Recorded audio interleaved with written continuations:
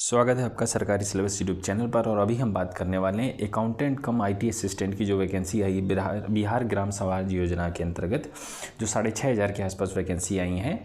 तो उसमें क्या सिलेबस और क्या आपका एग्जाम पैटर्न रहेगा, देखिए अनिश्चितताएं बहुत हैं। इतने चूतिया अधिकारी भरे पड़े हैं, इतना बेवकूफ़ अधिकारी भरा पड़ा है। एक तो वैकेंसी सरकारी नहीं आ रही, हर चीज़ को संविदा पे कर दिया है और उसमें भी क्लियरिटी नहीं है चीज़ों के बारे में। ठीक है, तो चलिए एक कोशिश करते हैं आपको बताने की कि क्या किस तरह का आपका एग्जाम पैटर्न रहने वाला है। तो जैसा कि आप लोगों को पता है कि बिहार में वैकेंसी चल रही है अकाउंटेंट कम आईटी असिस्टेंट की। ठीक है, इसमें 6,500 वैकेंसी हैं और सारी की सारी टेम्परेरी बेसिस पे हैं, संविदा के बेसिस पे ही भर्ती होने वाली है। लेकिन जारी करने वाले इतने मूर्ख हैं कि डिटेल नोटिफिकेशन जारी किया है, डिटेल नोटिफिकेशन वैकेंसी का जारी कर दिया है। ठीक है, एक तो पिछले 2 महीने से ये कर नहीं पा रहे थे, इनका रोज़ पेंडिंग चल रहा था। अब जब डिटेल नोटिफिकेशन जारी किया है तो उसमें भी ये है कि सिलेबस, एग्ज़ाम पैटर्न, आगे की चीज़ों के बारे में कोई भी क्लियरिटी नहीं दी गई है।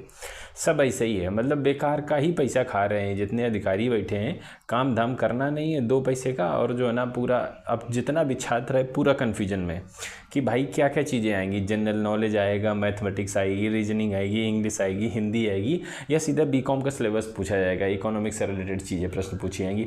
पूरा जो है ना सारा बच्चा डाउट में, और यहाँ तक कि टीचर, पढ़ाने वाले कोचिंग संस्था, ये सब भी डाउट में, क्योंकि ऑफिशियली कुछ नहीं कहा गया है। और जब ऑफिशियली कुछ नहीं कहा गया है तो हम अपने मन से क्या बता दें। ठीक है, लेकिन चलिए हम आपको कुछ एक छोटी सी राह दिखाने की कोशिश करते हैं कि क्या क्या पॉसिबिलिटीज़ हो सकती हैं। तो पॉसिबिलिटीज़ नंबर 1 ये है बच्चों कि आपकी सीवीटी तो होना तय है। ठीक है, आपका ऑफलाइन में कोई एग्ज़ाम नहीं। और दूसरी बात ये है कि आपके ये टेम्परेरी बेसिस पे नौकरी है, संविदा बेसिस पे नौकरी है, और कोई परमानेंट नौकरी है नहीं। जो रेगुलर एक जो है ना, जैसा एग्ज़ाम पैटर्न चला है वैसा चला रहेगा, ऐसा होने की संभावना बहुत कम है। तो जो संभावना होने की है वो मैं आपको बताऊंगा। तो अगर रेगुलर एग्ज़ाम भर्ती आती है तो उसमें क्या रहता है, ये सब चीज़ें पूछी जाती हैं। जनरल नॉलेज हो गया, गणित हो गई, रीजनिंग हो गई, जनरल इंग्लिश के साथ साथ बिहार में हिंदी भी पूछी जाती है। ठीक है, और इसके अलावा पोस्ट का रिलेटेड सिलेबस। तो अब जो मुझे लग रहा है अब क्या रहेगा कि आपका इसमें सिर्फ और सिर्फ जो पूछा जाएगा बच्चों, वो सिर्फ आपका पोस्ट से रिलेटेड ही चीज़ें पूछी जाएंगी, पोस्ट से रिलेटेड। ठीक है, क्योंकि बाकी चीज़ें पूछे जाने का कोई मतलब नहीं, क्योंकि आपको उनका कोई लेखपाल वगैरह तो बना नहीं रहे हैं। टेम्परेरी बेसिस पे 3 साल की नौकरी दे रहे हैं, उसके बाद बाहर का रास्ता है। तो इसमें क्या है कि आप जो है पोस्ट रिलेटेड सिलेबस, जो आपका बीकॉम का सिलेबस है, आप उसकी तैयारी अभी से चालू कर दीजिए। इकोनॉमिक्स की आप अपनी तैयारी चालू कर दीजिए, और जब ये डिटेल गाइडलाइंस आएंगी, ठीक हो सकता है एग्ज़ाम जब एडमिट कार्ड दें तब ये डिटेल्स गाइडलाइन दें कि हाँ भाई ये आपका सिलेबस रहने वाला है, ये एग्ज़ाम पैटर्न रहेगा, ये चीज़ें रहेंगी। ठीक है, तो एक तो पूरा गंद मचा के रख दिया, सब बेकार करके रख दिया इन लोगों ने। तो ये हो गया कि आपका पोस्ट रिलेटेड क्या रहेगा आपका सिलेबस। मैं आपको यहाँ से थोड़ा सा बता देता हूँ कि ये आपके जैसे आपने बीकॉम किया है, तो जो भी आपने बीकॉम में पढ़ा है, ठीक है, बस उसी से सिलेबस आपका रहने वाला है, उसी से चीज़ें आपसे पूछी जाने वाली हैं। तो जैसे कि मोटा मोटी फर्स्ट ईयर में अगर आप देखेंगे तो कम्युनिकेटिव इंग्लिश रहेगी।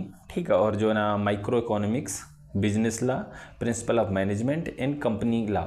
तो ये आपके इन चीज़ों से, ये देखिए बड़े टॉपिक हैं, आप इनके अंदर जाएंगे तो बहुत सब टॉपिक आपको मिल जाएंगे, लेकिन मोटे तौर पे आपको इन टॉपिक की तैयारी करनी है अच्छे से। जो आपने बीकॉम में, अगर आपने पटना यूनिवर्सिटी या कहीं से आपने पढ़ाई लिखाई की है, या इग्नू से या किसी और से भी, तो अगर आप अपना बीकॉम का सिलेबस उठाएंगे और अच्छे से पढ़ जाएंगे तो आपका सिलेक्शन तय है, अगर सिर्फ और सिर्फ इकोनॉमिक्स ही पूछी जा रही है तो। सेकेंड ईयर में अगर मैं मोटा मोटी बात करूँ तो business and mathematics and statistics, financial accounting, Indian financial system, micro economics and Indian economy and cost and management accounting से रिलेटेड चीज़ें पूछी जाएंगी। अब इसके बाद मैं अगर अब थर्ड ईयर की बात करूं तो इसमें ऑडिट का आ जाता चीज़ें हैं। तो जैसे कि टैक्सेशन होता है, कराधान आपने कक्षा 10वीं में पढ़ा था कि आपकी आय इतनी है, आप खर्च इन चीज़ों में इतना इतना करते हैं, ठीक है, आपकी बचत इतनी है, आप दान इतना करते हैं, तो फाइनल आपको टैक्स कितना देना पड़ेगा। कक्षा 10वीं में यूपी बोर्ड में तो एक बड़ा चैप्टर था, इससे ज़रूर एक प्रश्न आता था, लॉन्ग, जिसे दीर्घ उत्तरी बोलते थे। तो ऑडिट एंड एश्योरेंस के आपके प्रश्न रहेंगे, टैक्सेशन का रहेगा, इन्वायरमेंटल स्टडीज से रहेगा, फाइनेंशियल मैनेजमेंट से रहेगा, और प्रोजेक्ट वर्क रिलेटेड कुछ प्रैक्टिकल प्रश्न आपसे पूछे जाएंगे। तो कुछ इस तरह का आपका सिलेबस रहने वाला है। अगर सिर्फ यही आता है तो 100 क्वेश्चंस आपके रहने वाले, परंतु बीकॉम से चीज़ें आपकी पूछी जाने वाली हैं, तो आप इसकी तैयारी अभी से चालू कर सकते हो। ठीक है, तो उम्मीद करता हूँ कि एक जो एग्ज़ाम सिलेबस से रिलेटेड एक क्लैरिटी है आपके पास में आई होगी।